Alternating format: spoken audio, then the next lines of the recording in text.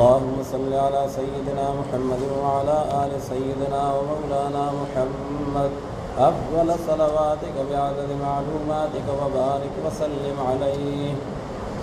अऊज़ु बिल्लाहि मिनश शैतानिर रजीम। बिस्मिल्लाहिर रहमानिर रहीम। कुतिबा अलैकुम इज़ा हज़रा अहदकुमुल मौत इन तरक खैरनिल वसिय्यतु लिल वालिदैनि वल अक़रबीन बिल मअरूफ़ हक़्क़न अलल मुत्तक़ीन। फमन बद्दलहु बअदमा समिअहु फ़इन्नमा इस्मुहु अलल्लज़ीन युबद्दिलूनहु इन्नल्लाह समीउन अलीम। फमन खाफ़ मिन मूसिन जनफ़न औ इस्मन फ़अस्लह बैनहुम फ़ला इस्म अलैहि इन्नल्लाह गफ़ूरुर रहीम। सूरतुल बक़रा के द आगाज़ ना तर द सूरत द निमी पोरी बदे के बुनियादी अक़ायद तौहीद रिसालत और बास बादल मौत और ब्या पागे बांधे चकम शुबहात द मुखालिफीन या दागी कम एतराज़ात दागे जवाबात और ब्या अल्लाह रब्बुल आलमीन द दगा दआवू द इस्बात तपारा और दागे द मज़ीद तक़वियत तपारा फ़आम्मतुन्नास बांधे कम एहसानात कड़ी और ब्या खुसूसन प बनी इसराइल बांधे कम नेमतुना और नक़मतुना इनामात और अज़ाबुना नदागे टूल तफसीलात बयान शवी दी। ब्या द सूरत द निमेना तर द आखिरा पोरे दा तकरीबन च दे दवी अबवाबुल बिर पदे के द नेकई च कमेलार दी और द नेकई च आमाल दी अक़ायद आमाल और अखलाक दी नदागे तफसीलात ज़िक्र कीगी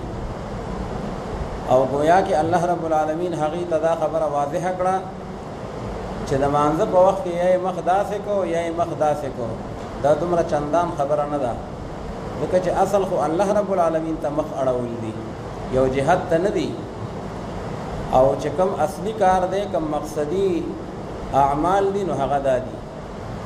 न द इमाम शाह वलीउल्लाह रहमहुल्लाह द वैना मुताबिक दी के तहज़ीबुल अखलाक तदबीरुल मंजिल और सियासत मदीना अगटूल उमूर पदे के बयानी अव्वल नंबर हुक्म ज़िक्र श क़िसास चे कप मका बांधे अमन ग़वाड़े और कप कुर्रे अर्द के तास इत्मीनान और चैन ग़वाड़े और द खल्क़ विना महफूज ग़वाड़े नदिया पकार दादा चे बता सके द क़िसास कानून जारी हुई लेकिन चले दे दा यर बदुम रवी चे ब्या वसोक प क़त्ल बांधे पागे बांधे ब इक़दाम और दागे तहैया और आज़म बन गई दागे अगर तफसील बयान शो और दागे सर फ़ुक़हा उदाम ज़िक्र करे चे द क़िसास और दियत दा हक़ दे द वारिसानो वारिसान द मक़तूल पागी बांधे बदा तक़सीमी की प मक़दार द मीरास बांधे मिसाल बतौर के क़िसास से सड़े मड़शो चामड़ को और दो ज़ामनी पाती दी नो दादवाड़ा द क़िसास दागे वाकदार दी खुदुम रदा क़िसास जे दे नो दा ला युक़समो दा तजज़ी न क़बली न कबदवाड़ू रूणो के यो कसम हुए जे भाई द क़िसास नाखलम माओ तमाफ़ी करे दा न दा बल रोड ब्या क़िसास नशी अखिस्तले दागा हक़म साक़ित शो अलबत्ता कि दियत ग़वाड़ी न आगा बोला वर्कई और दियत जे दे न आगा काबिल तक़सीम दे कि यो कसवी ज़ दियत नाखलम और बल कसवी ज़ अखलम बस टिकता ख़त वक़्ल दियत मिलावशी बिया हक़ दियत जे दे न आगा प वारिसान वाए तक़सीमी की प मक़दार द मीरास बांधे लगा प मीरास के दा द चीज़ुए वी न द वसी हक़ निश्ता न द मिसाल द क़िसासम दे द दियतम दे चे द मक़तूल ज़ुए अश्तान व द वसी दाग़ द क़िसास और द दियत हक़ निश्ता और ब्या कचरे द बचो और या दाग़ शरई वारिसानो दाग़ी सुमर सुमर प मीरास के ब्रख रसी न दक़ मक़दार आग़ा बदाग़ी प क़िसास और बदियत के हम आग़ा ब्रख रसी न कुरान हकीम हक़ कानून द क़िसास ज़िक्र कर उस पदी आयत मुबारक के द्वयम हुक्म दे आगे तवी वसीयत अल्लाह ताला वी द जान तहफ़्फ़ुज़ हम ज़रूरी दे और द माल तहफ़्फ़ुज़ हम ज़रूरी दे दा माल चे दे दा विक़ायत नफ्स दा और अक्सर जंगुना जगड़े तनाज़ात और दा मल्क चौरानी की नदार दगे दो पैसों द वजन उरानी की अल्लाह ताला फरमाई च द माल तक़सीम अगदिन द शरीयत द ज़ाबिते मुताबिक हुई نو یو باغی کې دا ده چې کوم سړی قریب الموت دی او دی محتضر دی په حالت نزع کې دی نو په ده باندې دا لازمه ده چې دی به وصیت کوي چې زه مړ شم نو زما دا مال زما فلان کی وارثانو ته د هغې نه دومره دا چې کوم دی نو هغه مال ورکوي. اوس دا وصیت چې دی د وارثانو دپاره نو دا په ابتدا د اسلام کې وو د والدینو دپاره د اقربینو دپاره دا وصیت فرض و. لیکن چې کله آیت الموارث راغی او د ټولو وارثانو په میراث کې برخه الله تعالی متعینه کړه د پلار دومره د زوی دومره دا عصبه دی دا ذوی الفروض دی دا ذوی الارحام دی نو هغه وصیت چې کوم د هغې فرضیت و نو هغه منسوخ شو هغه ختم شو. خو سوال دا دی چې دې نه معلومیږي کتب علیکم او رسل الوصیت دا الوصیت نائب فاعل دی لپاره د کتبه او کتبه معنا فریضه په تاسو باندې وصیت فرض دی.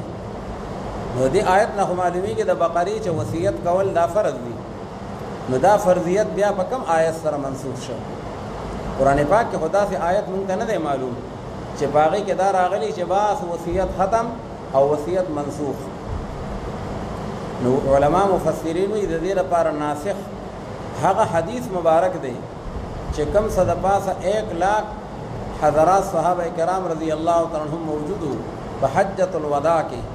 او رسول الله صلی الله علیه وسلم وصیتنا و نصیحتنا هغه امت ته وکړل او دا یې ته فرمایل چې شاید زما ستاسو سره دا اخیری ملاقات وي او دا یې فرمایل چې خذو عني زمانه د احکام زده کوي. نو یو باغی کې دا خطاب هم ارشاد فرمایو چې ان الله اعطى كل ذي حق حقه الا لا وصیت لوارث. الله تعالی هر حقدار د خپل حق په میراث کې ورکړی دی د پلار دومره د زوی دومره او د ښځې دومره نو د وارث دپاره وصیت نشته. او بعضې روایاتو کې راځي چې لا وصیت لوارث الا ان تجیزه الورثه د وارث دپاره وصیت نشته. البته که وارثان د هغې اجازت کوي نو بیا ټیک ده ځکه دا د هغې حق دی نو چې هغې خپل حق پرېږدي نو بیا پکې ګنجایش شته خو د هغې د اجازې نه بغیر چې کوم دی نو هغه وصیت د وارث دپاره نشته. نو پرون هم دا خبره تېره شوې وه چې مونږ نسخ متوافقا هم منو او نسخ متخالفا هم منو. نو دا بیا نسخ متخالفا دی یعنی وصیت فرضیت راغلی دی په قرآن کې او بیا د دې منسوخیت راغلی دی په حدیث مبارک کې ځکه هغه حدیث چې دی هغه حدیث خبر متواتر دی او خبر مشهور دی. امام قرطبی رحمه الله فرمایي وی اگر چې دغه حدیث مونږ ته روایت شوی دی په طریقې د اخبار احاد سره خو چونکې دا سره هم معلومه ده چې تقریبا 1.5 لاکھ صحابه کرامو مجمع موجوده وه او پیغمبر علیه السلام په هغې کې دا اعلان وکړو چې الا لا وصیت لوارث. نو لهذا دا په حکم د متواتر او په حکم چې کوم دی نو هغه د مشهور کې دی او متواتر حدیث چې دی هغه ناسخ د پاره د کتاب الله جوړېدی شي. نو دې نه بار دا معلومیږي چې حدیث مبارک چې دی دا ګوره شرع ده. حدیث مبارک چې دی دا حجت دی په دین کې لکه څنګه چې کتاب الله هغې نه احکام معلومیږي نو د حدیث د رسول الله مبارک نه هم احکام معلومیږي او کله کله حدیث هغه د کتاب الله دپاره د هغې دپاره ناسخ هم جوړېدی شي باقاعده حجت دی.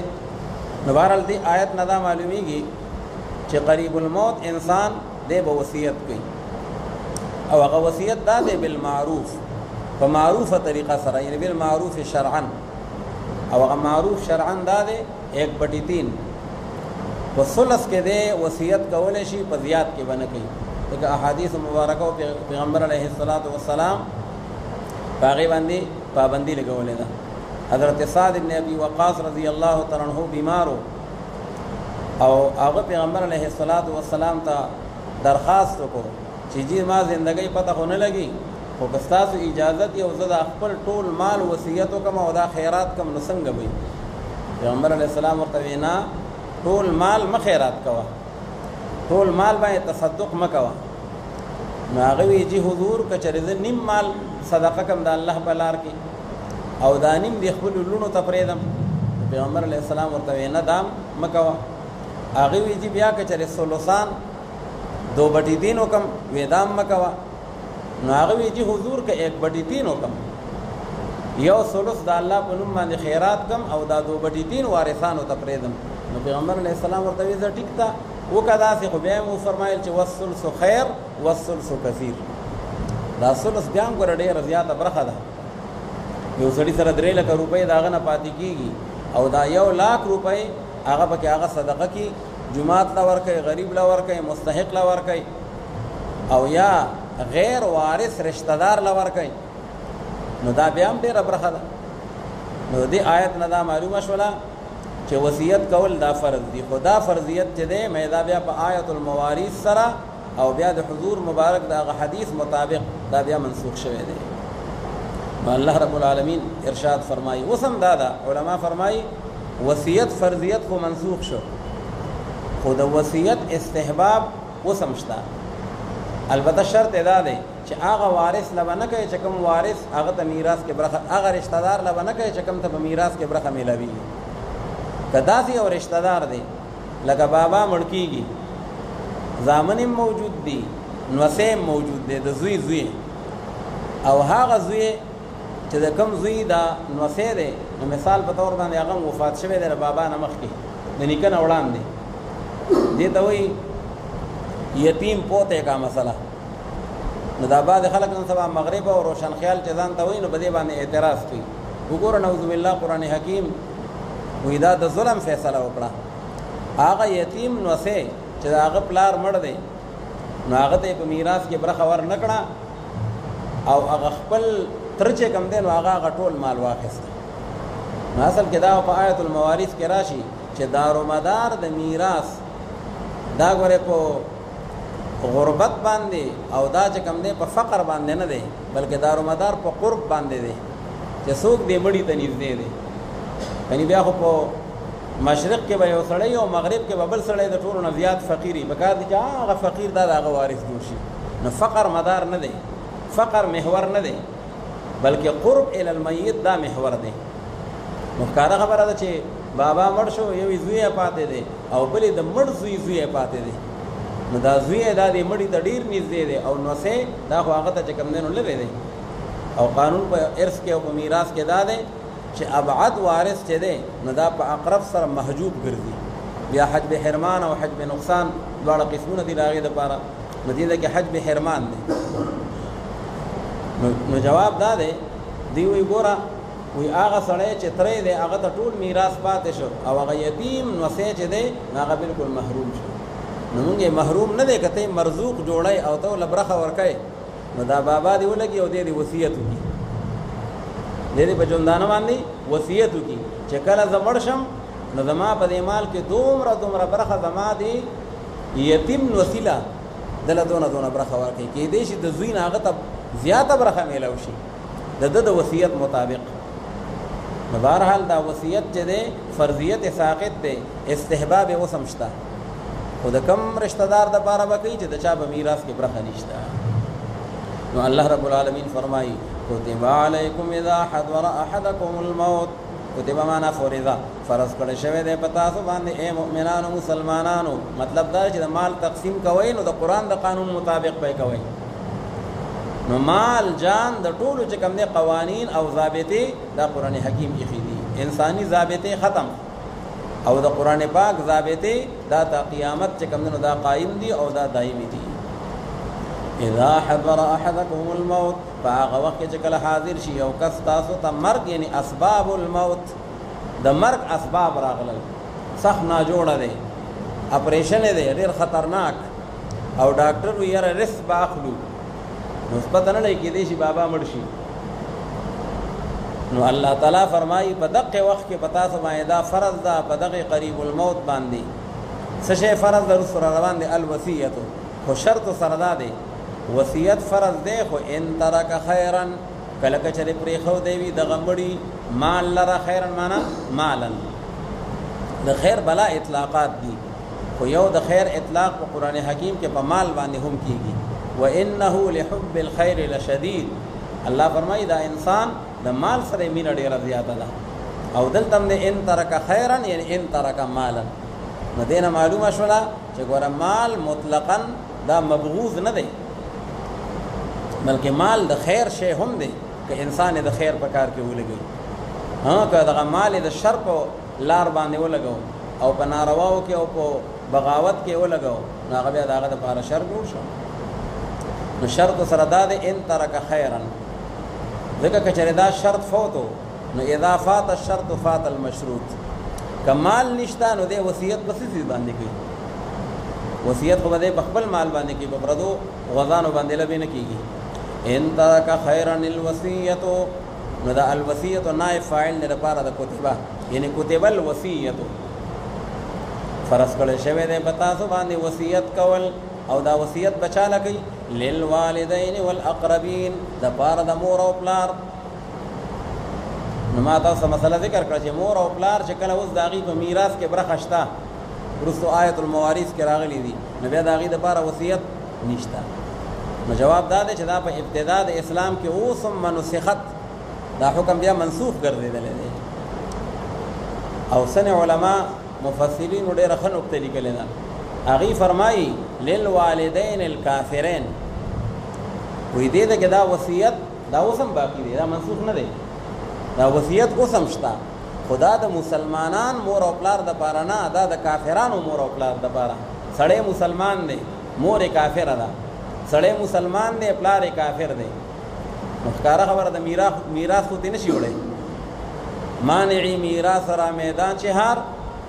رق و قتل و اختلافی دین و دار. نو چې کله په دین کې اختلاف دی نو بیا خو دا پلار کافر د زوی مسلمان نه میراث نه شي وړی. خو دومره ده که دا زوی وایي اگر چې کافر دی خو پلار خو مې دی که نه، نو راشه او دونه بوډا دی غریب در په در ګرځي، نو وصیت به وله وکړم ښه چې د ما په دې مال کې دونه پیسې دا د ما د بوډا پلار لا یا د بوډۍ مور له ورکوي. او امام انقلاب مولانا عبیدالله سندي رحمه الله فرمایي چې هغه ډېر الله تعالی وله په قرآن پاک کې پوهه ورکړې وه، او هغه د امام شاه ولی الله رحمت الله علیه د فلسفي امین دی. هغه فرمایي وي د دې مثال داسې دی که ان اوصی لوالدی، لکه وی چې زه وصیت وکړم د خپل مور او پلار دپاره. لکه مولانا عبیدالله سندي رحمه الله سکھ مسلمان شوی و، د ده خاندان سکھ خاندان و، خو چې کله سبق یې وی لا کالج کې او سکول کې و، نو د شاه اسماعیل شهید رحمه الله کتاب یې وکړه تقویت الایمان، دا ځان له واخلي کتاب تقویت الایمان ډېر زبردست. هغې کې د الله رب العالمین په توحید باندې داسې مدلل بیان، یو خو خلق هسې هغه لفاظي کوي چې موږ توحید بیانو، او یو زمونږ اکابرو چې کوم توحید بیان کړی دی په کم پیرایه کې بیان کړی دی، په هغې سره سیکان بیا مسلمانان شوي دي. ښه نو چې مولانا عبیدالله سندي رحمت الله علیه هغه کتاب سټډي کو، نو په زړه کې د سکھ مذهب د هغې نه نفرت پیدا شو، چېرې دا مونږ خو شرک کې مبتلا یو، او د توحید چې کوم دی نو د هغې تراغب شو، نو بیا دې ولګېد او بیا چې کوم دی نو هغې پسې سفرونه وکړل او بیا مسلمان شو. نو دی وایي لکه زما مور او پلار دواړه غیر مسلم دي او زه شکر دی الله مسلمان کړم، نو چې زه د خپل مور او پلار دپاره وصیت کومه نو دا للوالدین وایي دا د هغې چې کوم دی نو دغسې یو مصداق شو. نو مراد د والدینو نه دي والدین کافرین، دا دواړه توجیه شو. والاقربین بالمعروف، او د پاره د هغه نورو رشته دارانو اقربین، خو دا ګوره هغه رشته داران دي چې په میراث کې د هغې چې کوم دی نو هغه برخه نه وي، نو بیا اوس هم شته، او که په میراث کې برخه شته نو بیا دا منسوخ شوی دی. بالمعروف، په هغه قانون شرعي سره، معروف چې کوم په شرع کې کوم قانون دی، ثلث او 1/3 دی. حقا علی المتقین، یعنی حقا دا مفعول مطلق دی لپاره د عامل مقدره، ثابت ده دا خبره په ثابت والی سره په هغې خلقو باندې چې هغه پرهیزګاران دي او یریږي د الله رب العالمین نه، هغه به د الله په قانون باندې عمل کوي. او چې یو سړی د خدای نه نه یریږي، متقی نه دی، ښه د خدای نه نه یریږي، نو د هغه څه کار دی چې هغه د الله په قانون باندې عمل کوي. هغه بیا نه د خور برخه ورکوي نه د لور برخه ورکوي، او نه چې کوم دی نو هغه د زنانه او نه د نارینه. حقا علی المتقین فمن بدله بعد ما سمعه. اوس الله رب العالمین فرمایي چې وصیت کول خو په تاسو باندې لازم شو، خو اوس دا کوم سړی چې قریب الموت دی او د ده نه ارد ګرد خلق ناست دی او ده وصیت وکړو، یا یو سړی دی یا دوه دي هغې ته یې وصیت وکړو، نو دا کوم سړی چې بیا مړ شو د دوی موسی او دا چاته چې نگرانی او حواله کړه چې ته دا کارو کړه ما د اعمال دونه فلان کې لبا ورکوي نو دا دی وسی. الله تعالی وی اسنا چې دا وسی پاغي کې چینج وکي هغه زماره د مال نه فلان کې لا 50000 روپۍ بیا ورکړي ها یا فلان کې مدرسې لا 50000 روپۍ ورکړي او دې ډېر داغه مدرسې خیر خوا دی نو دی وی هغه چې کله مړ کېدنه وصیت کړو چې 1 لک روپۍ ول ورکړي د مدرسې لخوا او یا داغه مدرسې سره یا داغه صاحب سره نه لګیدا نو دی وی هغه وی چې را 15000 روپۍ ول ورکړي نو الله تعالی وی دا تبدیلی چې چا وکړه نو دا ګناهګار شو په د باندې چې کوم دی په هغه مړي باندې خو ګناه نشته هغه صحیح وصیت کړی و خدا چا چې تبدیلی کړي دا مجرم دی او دا چې کوم دی خطاکار دی. نو الله تعالی فرمایي منو عن دا هغه وصیت دا غي تنفيذ بکوي او باقي کې به تبدیلی د ځان نه راولي. فمن بدله بعد ما سمعه بدله معنا غيره پس هر غسوک چې هغه تبدیلی وکړه په دغه وصیت کې او په دغه قول کې رستو د هغه نه چې دا اوریدل او دغه وصیت لرا فانما اسمه على الذين يبدلون پس په تحقیق سره ګناه د چې د باغ خلقو باندې دا چې چا تبدیلی کړي د په دغه قول کې او په دغه وینا کې ان لا على الحاكم والقاضي د وصیت تنفيذ چې کوي حاکم او قاضي ته مسله تلوا خو هغه ته چې څنګه بیان شوه دی مفتی خو هغه شان جواب ورکړي چې څنګه مستفتی سوال کړي نو قاضي خو هغه شان ته چلیږي او هغه شان قلم بچلی چې څنګه یو ته وصی بیان کړي دي نو وصی ته غلط بیانی کړي وا او فیصله غلطه لاړه هغه 500 سره یاد کړي وي او دلته کې 1 لک روپۍ لاړې نو دا ګناه نه په قاضي دا نه په حاکم دا په دقه وصی ده دا چا چې غلط بیانی کړي وا او قاضي غلط کو او یا حاکم غلط کو. على الذين يبدلونه ان الله سميع عليم او بتحقیق سره الله رب العالمین چې ده هغه اوریدون کې ده او عالم ده په هر یو شی باندې. نو حضرات مفسرین وی سميع لقول الموسي عليم بفعل الوصي. ان الله سميع الله تعالی اوریدون کې ده قول الموسي لرا دا د چې وصیت کو نو صحیح وي نو کده ډیر کمزور او اله شونډې رپې دی ښا والله تعالی ګوره ما واورېدل چې 500 زره یاد کړې که 1 لک یاد کړې او علیم بفعل الوصي دا وصي چې کم بد کردار ادا کو دا کم خیانت وکړو د 50000 په ځای 1 لک یاد کړې یا د 50 په ځای د نفرت د وجه نه 15 زره یاد کړې والله وی علیم د باغې ګوره عالم بدله بول ورکوم. فمن خاف من موس جنفا دا یو شبهه ازاله ده شبهه ده الله تعالی وی چې موسی څنګه وصیت کړی دی نو منو عمل داغي تنفيذ او اجرا وکوي او کچا باغی کې چینجز وکړل یا باغی کې تغییر او تبديل وکړو نو دا سړی ګناهګار دی. نو بعض اوقاتو کې یو سړی تبدیلی وکي خود خیر لپاره وکي د بدل لپاره نه نیت هم صحیح دی او هغه ترتیب هم صحیح دی مقصد دا دی چې بده وارثانو کې په آپس کې خدا نه خاصه جنگ جګړه جوړ نشي. لکه مثال په تور په کوم وخت چې وصیت جایز هو یا واجب هو یو سړی مړ کیږي او هغه زما د دواړو بچولا یا زما د دواړو ورونو لا وی دوی لا بچ کم دینو هغه 1 لک روپۍ ورکړي یو کسيات کې 1 لک ورکړي دی بل لا 2 لک ورکړي اوس دا وصی چې دی نو دیو ير کې دې شر دې نه فتنه جوړ شي غا یو ډېر یاد کړي او بل لګي یاد کړي هرن کې دواړه رونه دي یا دواړه بچي دي نو هغه ولګي دا هغه د دو او د وارثانو ترمنځ یو صلح مصالحت وکړو او په داسې ترتیب باندې ورته یاد کړي چې داغي په منځ کې تنازع هغه جوړ نشي نو بظاهر خدام تبدیلی شو والله تعالی وی خیر دی چې دا اصلاح داغي د وارثانو په منځ کې وکړه او د اصلاح د خاطر چې کم دینو باغی کې یو تبدیلی راوستانو په دې باندې ګناه نشته دا بظاهر تبدیلی ده خو په حقیقت کې تبدیلی نه ده. فمن خاف من موس جنفا فهر غسوک چې هغه یریږي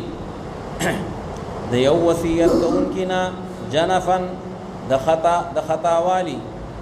او اثما او یا د ګناه یو خطا ده یو ګناه ده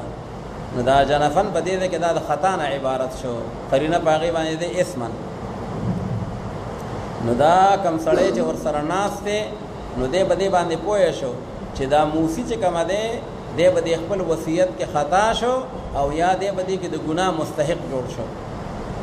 نو اسې نه چې دوی په منځ کې جنگ جګړه یا فساد او تنازع جوړه شي، نو دا وصي ولګېدو فاصلح بینهم فلا اثم علیه، پس د اصلاح وکړه او روغه یې وکړه په منځ د هغې کې، نو نشته دی ګناه په ده باندې. ځکه دې کې تبدیلي د نیک مقصد دپاره او د جګړې او د تنازع د ختمولو دپاره راغلې ده. ان الله غفور رحیم یا ایها الذین آمنوا کتب علیکم الصیام. دا ابواب البر شروع دي. نو قصاص حکم تیر شو د جان متعلق، او بیا د وصیت حکم تیر شو د مال متعلق، چې تقسیم کوئ نو هغه د شریعت په قانون باندې کوئ او د قرآن د قانون مطابق کوئ. او بل یو حکم دی په ابواب البر کې، هغې ته وایي صوم او صیام، روجه. الله رب العالمین د روجې متعلق چې کوم دی نو هغه حکم کوي، مشرق ته مخ کو مغرب ته مخ. دا چندا مسله نه ده. الله وی روجې ونیسئ چې د خپل باطن اصلاح مو وشي، لعلکم تتقون. ځکه انسان چې دا څومره جرایم کوي، ګناهونه کوي، غلطۍ کوي، د دې بنیاد دی شهوت، یا شهوت البطن او یا شهوت الفرج.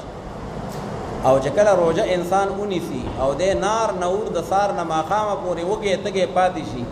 نو الهغه دن کو آسمان کے تارے نظر آئیں گے، خود بہت پتہ ہو لگی. نو بیا به دا شهوتونه پریدي. او چې کله دا شهوت کمزورې شو، رحمانی قوت په غالب شو، شیطانی قوت مغلوب شو، نو بیا به د معاشره صالح فرد جوړ شي، بیا به ظلم نه کوي. دته پته ولګېدله چې وایي دا روجه کې سړی نار نور پاتې شي، دا څومره تکلیفي. نو سباله به دې په هېڅ چا باندې څوک به نار نور نه تړي ښه، او د چا حقوق به نه غصب کوي، او دارنګې په چا باندې به ظلم او عدوان به په هغې باندې نه کوي ښه. وی بڑے موزی کو مارا نفس امارا اگر مارا.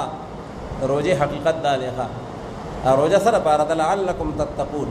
وی بڑے موزی کو مارا نفس امارا اگر مارا، نہنگ و اجدہا و شیر و نر مارا تو کیا مارا. یو شاعر وی کہ چرے نفس دے مڑکو، روجہ کے نفس مڑکول دی، نو غٹ موزی دے مڑکا دا نفس امارا چرے ان النفس لامارتم بالسوء. نو دا غټ موزی دی او غټ چې کوم دی ورانی کوونکی دی. نو که تا روجه ونیوله او د دغه شهوت دی کمزوری کو او دله دی ملا ولګوله، نو لوی موزی دی راته وکړه. او که یو سړی وي چې ما مار مړ کو، څوک وي چې کوم دی ما زمری مړ کو، څوک وي ما چې کوم دی شر مخ مړ کو، نو تو کیا مارا څه توره دی وکړه. چې څوک وي ما نفس مړ کړه، لکه اولیاء الله د ټولو نه غټ بهادر خلک دی. رسول الله صلی الله علیه وسلم فرمائی من المصارع. وی تاسو پهلوان چاته وایي؟ هغې وی جي پهلوان هغه دی چې خلقو له شا لګوي او دله څوک شا نشي لګولی. رسول الله صلی الله علیه وسلم فرمایي چې نه، مصارع او پهلوان هغه سړی دی چې دی د غصې په وخت کې خپل نفس قابو ساتي، خپل نفس کنټرول وساتي. نو چې خپل نفس چا کنټرول کړی دی، په روژه کې د نفس کنټرول دی، نو دا سړی پهلوان دی. نو الله تعالی وی راشئ د کبډۍ چلی زده کړئ، پهلواني زده کړئ، او هغه دا ده چې نفس کنټرول کوي او روجي ونیسئ. نو بیا د روجې احکام او د هغې ابتدا او د هغې آغاز او د هغې احکام هغه ټول په تفصیل سره الله تعالی ذکر کوي. نو موږ کتابونو کې ویلي چې صوم په لغت کې دی امساک، ځان بندول، او په اصطلاح کې امساک د مفترات ثلاثون نهارا مع النیت. امساک د مفترات ثلاثون، اکل شرب او جماع، نهارن د ورځې او مع النیت، ځکه که نیت یې نه او بلا مو د دقه شانتې نار نور یوازې د ورځې نه د شپې مو سره پاتې شو، نو لیس بصائمن. ځکه چې دا عبادت دی او فرق د عبادت او د عادت راځي په نیت سره او په ارادې سره. یو سړی ټوله ورځ نه خوري، نو ټیک ته به زړه به یې موړي نه به خوري، دا خو روژه نه ده. چې دی وایي چې خدای رضا شي او الله تعالی چې کوم دی نو هغه ماله په دې باندې یعنې ثواب راکړي، نو بیا د هغې نه روژه جوړه شوه، د هغې نه بیا عبادت جوړ شو.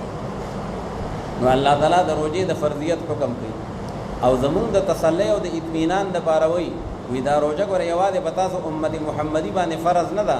بلکې کما کتب علی الذین من قبلکم، سابقه امم ماضیه په هغې کې هم د روژې تصور او عبادت و. د حضرت آدم علیه السلام نه واخلې تر د آخري امت د دې امته پورې وایي څنګه چې یو امت د مانځه نه خالی نه دی د صلات حکم په هر شریعت کې وو هغه ترتیب او هیئات بدلو چا باندې لګ او چا باندې ډېر نو دغه رنګ صوم چې دی یو شریعت د هغې نه خالی نه دی عبادت بدني البته ترتیب بدلو په ابتدا د اسلام کې هم رسول الله صلی الله علیه وسلم چې کله مدینه منورې ته هجرت وکړو نو پیغمبر علیه السلام به ایام 20 روزې نیولې 13 14 15 او بل د عاشورې روزه دام فرض وه بس دغه روزې وي بیا چې کله د هجرت نه پس متصل د رمضان د فرضیت حکم راغی او پنځبنای اسلام کې هغه شامل شوه نو بیا د ایام 20 او د عاشورې مسنونیت پاتې شو او فرضیت منسوخ شو او دا د رمضان روزه چې دا نو دا الله تعالی فرض وګرځوله اوس د رمضان میاش فرض ده 10 روزې نه د رمضان میاش ایام معدودات دغه دي نو کله به 29 وي او کله به 30 وي پیغمبر علیه الصلاۃ والسلام فرمایل و نحن امه امیه لا نحسب ولا نكتب وی مونږ بس انپړه امت یو ځکه چې زمونږ نبی علیه الصلاۃ والسلام هغه امي دی ایو مونږ ډېر حسابونه کتابونه نه پیژنو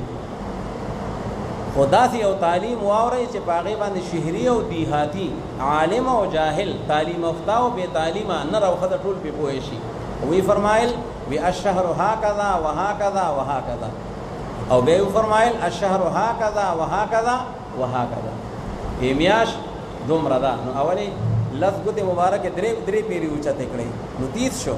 او په دویمه پیره باندې چې کله د میاش تعداد خودو یو ګوته مبارک احکا تکړه 29 شو اسلامی میاش یا 29 او یا 30 نه به 28 شتا او نه به چې کم نه هغه 31 شتا البته د روزي ثبوت جرادی رسول الله تعالی فرمایي فمن شهد منکم الشهر فليصم چې څوک د میاشتې ته حاضر شو خامخا به روزه نیسي اوس میاشتې ته به څنګه حاضرېږي نو علما مفسرین فرمایي د هغې طریقه دا ده یا خو چې یو مسلمان په خپله میاشت د روزې ولیده نو روزه پرې فرض شوه او یا د په خپله نه ده لیدلې بل چا ولیده او شهادت شرعي وشو نو په ده باندې هم فرض شوه او درېیمه طریقه دا ده نه ده لیدلې ده نه بل چا لیدلې ده په کلي کې او په مسلمانانو کې خو البته تعداد د شعبان برابر کړی دی د شعبان چې کوم تعدادو نو مثال په طور نن 30 شعبان دی نو چې 30 شعبان شو نو بېشکه بې شوبې سبا به یکم رمضاني ځکه پیغمبر علیه السلام فرمایي اذا انسلخ شعبان فلا صوم الا عن رمضان چې کله شعبان تکمیل ته ورسېدو نو بیا یو روزه هم نشته که روزه ده نو هغه د رمضان روزه ده نو دا 3 طریقې دي ښه نو په هغې سره هغه فرضیت چې کم دی نو هغه د روزې راځي البته الله تعالی به کې دا سهولت راولېږو که یو سړی بیمار دی خو داسې بیمار نه چې بس سرې خوږېږي د بیمار روزه نشته نه داسې بیمار چې په هغه بیمارۍ سره په روزې سره یا به بیمارۍ کې امتداد پیدا کېږي یا به کې اشتداد پیدا کېږي یا سختیږي یا اوږدېږي او یا دی مسافر دی په سفر شرعي سره کم از کم 48 میل د خپل کور نه ووت او یا د هغې نه سیوا الله رب العالمین ته اجازت ورکړی دی چې خیر دی روزه دې نه نیسي او بیا به وروستو فعدة من ایام اخر بیا به د هغې قضا راوړي او د هغې نه دا معلومه شوله چې ایام اخر الله تعالی یاد کړل نو هلکه ایام اخر ورته میلاو شو یو سړی بیمار دی په 29 رمضان باندې هغه وفات شو نو بیا به ده باندې چې کوم دی نو نه قضا او نه د هغې فدیه هېڅ شی پې نشته ځکه ایام اخر ورته میلاو نه شو یا دی په 29 تاریخ باندې په سفر کې دی او وفات شو نو بیا هم په هغه باندې قضا یا فدیه دا پې باندې نشته او که نه ایام اخر میلاو شو بیا به دی قضا راوړي او که قضا یې ونه کړه نو په کار ده چې دی بیا وصیت وکړي چې زما طرف نه دونه فدیه هغه ادا کړي دا په ده باندې لازم ده او په ده باندې واجب ده نو الله رب العالمین چې کوم دی نو د روزې متعلق هغه حکم ذکر کوي فرمایي یا ایها الذین آمنوا کتب علیکم الصیام ای ایماندارو مسلمانانو فرض کړی شوې ده په تاسو باندې روزه په تاسو باندې فرض د صیام لکه د قیام په شان د مصدر دی نو دا روزه پتا سو باندې فرض ده کما کتب علی الذین من قبلکم لکه څنګه چې فرض کړی شوی دا روزه په حق خلق باندې چې هغه وړاندې تاسو نه ماضیه خایي کې چې تاسو تتقون تاسو بچی دا غنا فرمانه د الله رب العالمین او خایي کې چې تاسو تقوادار شئ د روزه مقصد دا دی چې تاسو کې تقوا پیدا شي دغه چې یو سړی سار نه ماخه پورې روزانه ټریننګ کوي خپل جائز خوراک او معقولات او مشروبات او چې کوم دنو هغه د جماع نزان صبر کوي نو لہذا دیو بیا پردې حرام نونه د بسنګ لاس نیسی چې حلال نه خوري ځکه د الله حکم نشته نو هغه حرام چې دی باغی کې خو ابدن د الله تعالی حکم نشته د خوراک د پاره نو خامخا دی و داغه نزان بچ کی نو تقوادار بشي د حرام نه وبشي لعلكم تتقون اياما معدودات یعنی صوموا اياما معدودات دا اياما معمول دی لپاره د عامل مقدره چاغه د صوموا او یا سنی حضرات فرمایي وی دا ایامن وی دا منصوب دی په صيام سره مخکې دی کتب علیکم الصيام او مونږ وی چې صيام مصدر دی لکه قیام نو څرنګه چې فعل عمل کوي نو مصدر هم عمل کوي نو هغه صيام لګیدل دی او ایامن دې ته چې کوم نو نسب ورکړل دی پتا سو باندې فرض د روزه ایامن هغه روزه د ایام ده ایاما معدودات ینو روزونی سیتا سو هغه ورځ شمار کړي شوی چې هغه د رمضان شریف میاشت ده فمن کان منکم مریضا او بیا الله تعالی دونه مهرباني وکړه چې بس هر هغه څوک چې دې پتا سو کې بیمار پداسي بیماری سره یضره الصوم چې په روزه سره هغه ته ضرر ملاويږي او علی سفر او یاوی دې په حالت د سفر کې شرعي مسافر دی فعدة من أيام أخر يعني فعليه عدة لك فمن كان منكم مريضا دا شرط أو فعدة من أيام أخر دا ولا جزاء دا أو جزاء دا الشرط جملة بكاروي المفسرين فعدة يعني فعليه عدة جملة بدنا جوړ شي لازم دې باغ باندې هغه شمار دا هغه ورځو نورو دې شمار برابرۍ یوا دوا درې سلور دومره روزي مې وخوړې د سفر د وجنا یا د بیماری د وجنا نو بیا چې کله موقع میلاو شو په ایام اخر کې او قران حکیم دې ته اشاره وکړه چې ایام اخر چې کله دې قضا راوړي تتابو کې لیسه به شرط ایام اخر نو خواک پر لبسی نسی او کزان ځان نه نسی واړو کې ته اجازه ده او ایام اخر کې دې تم اشاره ده چې په نور ورځ کې بده هغه شمار برابرۍ درې خړلې درې بنيسي یا سلور خړلې سلور بنيسي وا کاغه بیا په شوال کې دی او کاغه بیا په ذوالقعده کې دی او کاغه بیا په بلمیاش کې دی اگر چې تعجیل پکې افضل دی دغه د مرګ پته نه لګي خدا دې ک تعجیل اونکو تاخير وکړو هم غاړې بیا رسو خلاص شو خو بشرط دې چې قضا دې فاتې نشي فعدة من أيام أخر وعلى الذين يطيقونه فدية طعام مسكين قال لك نحو کې مونږ ویلې دي چې دا اخر لفظ دې دا غیر منصرف دی دا ایامین د پاره صفت دی لیکن اغا جر چې دی اغا بالفتح دی لکه غیر منصرف په ضمه او په فتحه سره راځي لکه چې یو پکې عدل دی او بل باغی کې وصف دی وعلى الذين يطيقونه فدية طعام مسكين او په هغه خلق باندې چې هغه طاقت دروځي لري باغی باندې لازم دی فدیه چې هغه خوراک دی او مسکین دی خوراک د مسکین نو نیم صاع دی من بر د غنمونه یا د هغې د اوړونه او یا روغ صاع دی د وربشونه یا د کجورونه د هغې په خپل ترتیب باندې خو دلته به ظاهر هغه اشکال مشهوره دی هغه دا دی چې دې آیت نه معلومیږي چې کوم کسان د روژې طاقت لري نو هغه به فدیه ورکوي حالانکه چې څوک د روژې طاقت لري هغه به روژه نیسي روژه را روانه ده نو چې څوک طاقت لري مقیم دی صحیح دی نو دی خو به روژه نیسي او د قرآن مجید نه خدا معلومیږي چې فدیه چې کوم سړی طاقت لري نو دی فدیه ورکوي د دې مختلف جوابونه دی یو جواب دا دی وای دا آیت هم بیا منسوخ دی په ابتدا د اسلام کې چې کله روژه فرض شوه نو هر مسلمان ته دا اجازت و چې که روژه نیسي نو هم ستا خوښه ده او کس بغیر د یعنی تا ته عذر نشته او بیا هم روزه نه نیسي او د هغې فدیه ورکوي مسکین ته نو بیا هم تا ته اجازت شته خو بیا وروسته حکم را روان دی فمن شهد منکم الشهر فلیصمه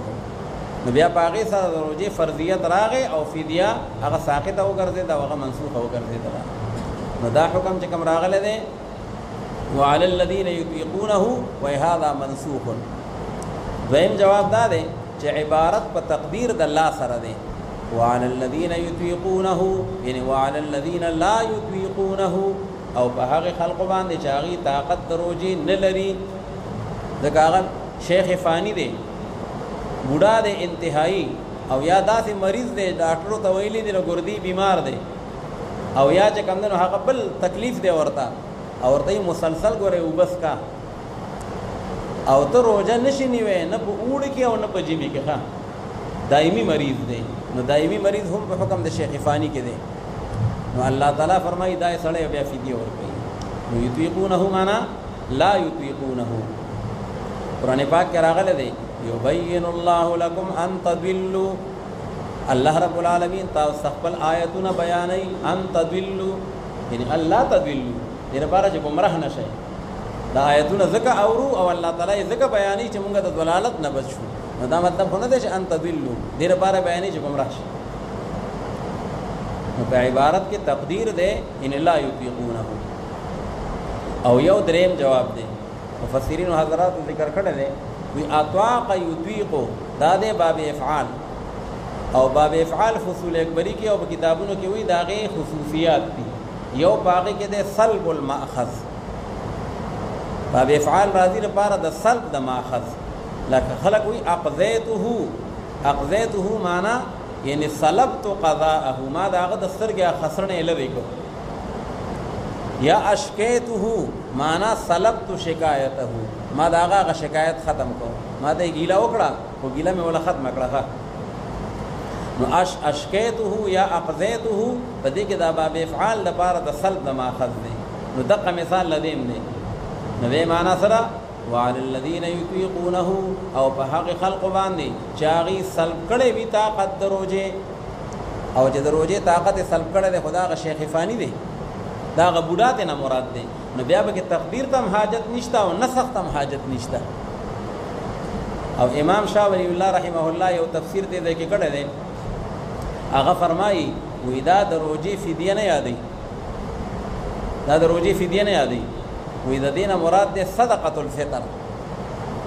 یو روزه ده یو صدقه الفطر ده نو دا د صدقه الفطر تذکرہ ده نو بیا معنا څه شولا وعلى الذين يطيقونه او په هغه خلق باندې چاغي طاقت د روزه لري څه مطلب روزه ونی ولا خو صحیح ده مقیم ده روزه ونی ولا مؤمن ده مسلمان ده نو دیو بیا سکی فدیه طعام مسکین په د باندې لازم دی فدیه چې هغه خوراک د مسکین دی بیا به د شوال په یکم تاریخ باندې او د عید الفطر په ورځ باندې بده لګي او د صدقه الفطر ورکړي دا به هغه فدیه ده دغه چې هغه نصف صاع من بر او یا صاع من شعير او یا او من زبيب چې کوم فقهاو ذکر کړی دي وعلى الذين يطيقونه فدية طعام مسكين فمن تطوع خيرا فهو خير له پس هر غسوک چاغه او کی یو نیک لرا او یو نیک عمل لرا په خوشاله سره نو دا ډیره بهترین در لپاره وان تصوموا خير لكم ان كنتم تعلمون اوس مخکې خو الله تعالی مسافر ته او مریض ته اجازت ورک کروجه ننیسی نو خیر دې منیسا د بیماری او د سفر د وجنه بیا به قضا راوړي والله تعالی وی کروجه دی ونی ولا نو دا بل ډیر غوري دغه قضا خو ورستو راوړي خو د رمضان فضیلت به کم نه راوړي دا د رمضان چې کم برکات دي د میاشتې نو هغه برکاتونه محروم شي نو خیر دې لګ دا مسافر او دا مریض په ځان باندې زغم تیر کی او دا روزه دی ونی سي او بل دا چې بیا ورسته یوازې روزي نیسي او ځان لکټوي او سنسر ټنګي نو هغه به تم ډیر مشکلات دي او اوس که تکلیف هم ده و ان البلیه اذا عمت غابت عربی کې محاوره دا وی مصیبت چې کله عام شي نو آسان شي د دم روزه دا او دا غم روزه دا او دا غم روزه دا چاپیره چې کوم مجلس ته وردی خلک ټول روزدار دي سړی باندې بوج کیږي نه او چې کله بیا ستا روزي او ټول خلک خوري او ته تګوري نو بیا به مشکلات ډېري. نو الله تعالی فرمایي چې روزه ونی ولا نو دې مریض مسافر د لپاره به دا ډېره غوره وي. وان تصوموا خير لكم ان كنتم تعلمون. او که چېرې تاسو روزه ونیسئ یعنې صيامكم خير لكم، لکه چې فعل باندې ان داخل شي نو په تعویل له مصدر سره یې ګرځئ.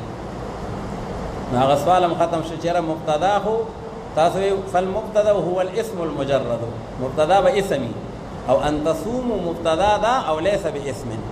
نو موږ اسم عام دی کاغذ صریحي وي او کاغذ تعویلی وي، او دلته کې دا اگر که اسم صریحي نه دی خو اسم تعویلی دی.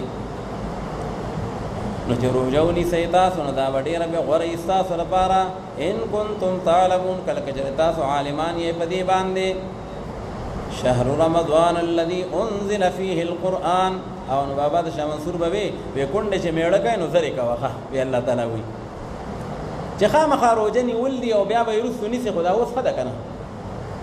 شهر رمضان الذي انزل فيه القرآن. اوس چونکې مخکې الله تعالی د روزې تذکره وکړه، او روزه چې الله رب العالمین د دې په دې مبارکه میاشت کې الله تعالی قرآن پاک نازل کړی دی. مونږ ویلو په اول کې چې یو نزول اولی دی او یو نزول ثانوي دی. نو په اوله پیرا چې د لوح محفوظ نه بیت العزت ته او بیت المعمور ته قرآن پاک نازل شوی دی، نو هغه په یو شپه کې د لیلة القدر او هغه د رمضان مبارکه میاشت وه. بلکې ټول آسماني کتابونه انجیل، تورات، زبور دا په روژه کې نازل شوي دي، او قرآن حکیم هم په روژه کې نازل شوی دی. او بیا چې کله دویم نزول شوی دی هغه تدریجي دی، هغه په 30 کاله زمانه د نبوت کې پیغمبر علیه الصلاۃ والسلام ته نجما او آیتا الله پاک نازل کړی دی. نو الله تعالی فرمایي چې دا هغه مبارک کتاب دی چې هغه مبارک میاشت ده چې په دې کې د الله مبارک کتاب نازل شوی دی. شهر رمضان الذي انزل فيه القرآن. او میاشت د رمضان چې دا رمضان رمز دا ویل کېږي سوځېدو ته. رمز په معنا د احتراق. رمضان ته ځکه رمضان وایي چې په دې سره د انسان ګناهونه سوځي، وریږي، ختم شي. چې څوک روزي ونیسي او بیا په هغې کې قیام او صیام وکړي، من صام رمضان ایمانا واحتسابا غفر له ما تقدم من ذنبه. او پیغمبر علیه السلام فرمایي من قام لیلة القدر ایمانا واحتسابا غفر له ما تقدم من ذنبه. نو د دې قیام او صیام په دې سره ګناهونه وسوځي، وریږي او ختم شي، ځکه ورته رمضان ویل کېږي. او یا وایي دا ده چې رمز په معنا د سوځېدو ده، او چې انسان روژه ونیسي نو بعضې اوقاتو کې دومره وږی شي چې هغه دننه نه دې سم سوځي، ښه د لږې نه او د تندې نه، خو دی بیا هم وایي چې بس دا د الله حکم دی او دی په هغې باندې صبر وکړي، ځکه دا د صبر میاشت ده. نو الله رب العالمین ولته په هغې باندې اجر ورکړي. نو میاشت د رمضان دا هغه مبارکه میاشت ده چې نازل کړی شوی دی په دې کې قرآن پاک، او داسې قرآن پاک چې هغه هدایت کوونکی دی دپاره د خلقو، هدى للناس دا په ترکیب کې حال دی. په دې حال کې چې دی هدایت کننده دی دپاره د انسانانو. وبینات من الهدى. او دا قرآن پاک چې دا آیات واضحه دي د هدایت، والفرقان یعنی الفارق بین الحق والباطل. او دا هغه کتاب دی چې د امتیاز راولي په هغه حق او باطل کې. فمن شهد منکم الشهر فلیصم. بس هر هغه څوک چې هغه حاضر شه په تاسو کې د میاشت د رمضان ته، د صحیح مقیمو او په ده باندې د رمضان میاشت راله. نو ګوره فمن شهد منکم الشهر، او د هغې طریقه مونږ وویله چې په دې طریقې باندې حاضري ده. نو فقهاو لیکلي دی او مفسرینو که یو ځای داسې و چې هلته د رمضان میاشت ته حاضري نه کېده، ځینې علاقې داسې شته 6 میاشتې ورځ ده او بیا 6 میاشتې شپه ده، کال مال او 365 او 360 پکې نشته. 6 میاشتې ورځ ده او 6 میاشتې شپه ده. اوس دا غریبانان به څه کوي؟ روژه به دوی له څوک نیسي؟ او که نیسي نو 6 میاشتې به نیسي؟ دا د انسان د بس خبره ده. نو باس وی دی د روژې نه الله رب العالمین معاف کړه، ځکه الله تعالی خو روژه په چا باندې لازم کړې ده چې چا حاضري دې میاشت ته وکړه، او دې سړي خو ته حاضري ونه کړه، د خو رمضان بیا نه مونته. نو دې وجه نه په ده باندې دا وخت چې دی رمضان دا ورله سبب دی او هغه سبب موجود نشو. فمن شهد منکم الشهر فلیصم. نو خامخا دې د روژه ونیسي له دغې میاشت. ومن كان مريض او على سفر نمخ کی اجازت ہو کروجنی سی کہ فدیہ ورکای اوس هغه اختیار ختم شو خامخا روجنی سی فلیصمه او فدیه والا خبره د مقیم او د صحیح د پاره ختم شو نو چاوي چې بیا د مریض او د مسافر د پاره هغه گنجائش هم ختمي نو الله تعالی وینا هغه بیا معاد کو چې د مریض او د مسافر گنجائش بحال دی ومن كان مريضا او على سفر او هر غسوک چې هغه بیمار دی مریضا نو فافطر او یاد دې په حالت سفر کې مسافر دی نو فعدة من ايام اخر یعنی فعليه عدة جزاء جمله شي لازم دې په باندې شمار دا غورز نورو يريد الله بكم اليسر ولا يريد بكم العسر وذا روجه چې الله تعالی فرض کړی دا نو دا داسې نه ده چې ګنیره د انسانانو ته الله تعالی تکلیف ورکول غواړي بلکې اصل کې الله رب العالمین پاغي کې سہولت دوی ته ورکړي او هغه سہولت دا دی د مریض د پاره د مسافر د پاره گنجائش او بیا روجم 12 میاشتې نه ده په 12 میاشتو کې یو میاشت صرف روجه ده او باغی کوم الله تعالی بیا دغه سہولتونه هغه به ورکړل نو الله تعالی خپل احسان او خپل مهرباني ذکر کوي چې اراده کوي الله رب العالمین پتا سو باندې سہولت لرا او نه اراده کوي الله رب العالمین پتا سو باندې هغه تکلیف لرا تاسو د تکلیف او مشقت کې چول نه غواړي ولتكملوا العدة ولتكبروا الله على ما هداكم او دې د پاره چې تاسو تکمیل کوي دا غشمار د روزو چې کچانه روزي پاتې شوي د بیماری یا د سفر د وجنه چې غشمار خپل برابر کې خاص لسم پوړلې دي بیا بلس نسم بینځل لسم پوړلې دي بیا به نسم او دې د پاره چې تاسو لوی بیان کوي دا الله رب العالمین د پاره دا الله تعالی کبریایی او دا الله تعالی بڑای هغه بیان کوي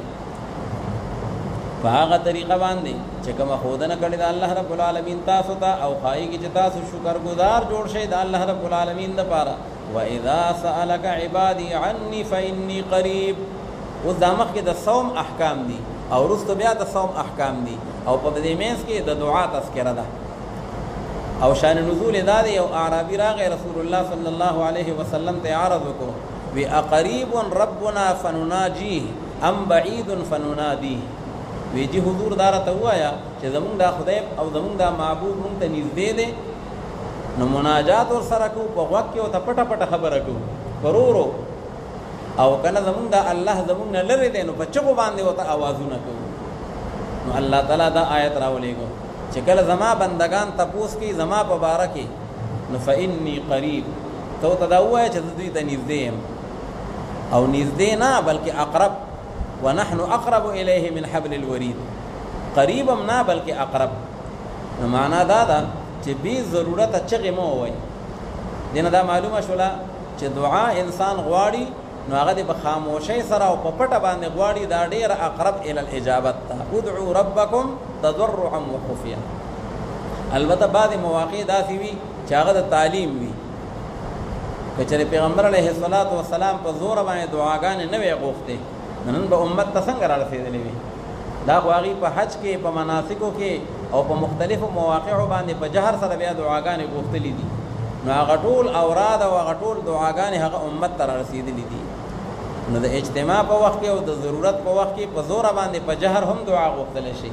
اجتماعي دعا ده او کنا څه ضرورت او باعث نه نو بیا په خاموشۍ سره او په خفیه طریقې سره دعا غوښتل دا ډیر اقرب الی الاجابت دي نو الله رب العالمین د دعا تذکرہ کوي او علما فرمایي په دې کې نقطه ده مخ کې صوم او رستو صوم او په مېز کې دعا و اذا سالک وې دې کې دې ته اشاره ده چې د روزدار دعا غره په خصوصیت سره قبليږي پیغمبر علیه السلام فرمایي للصائم عند فطره دعوه مستجابه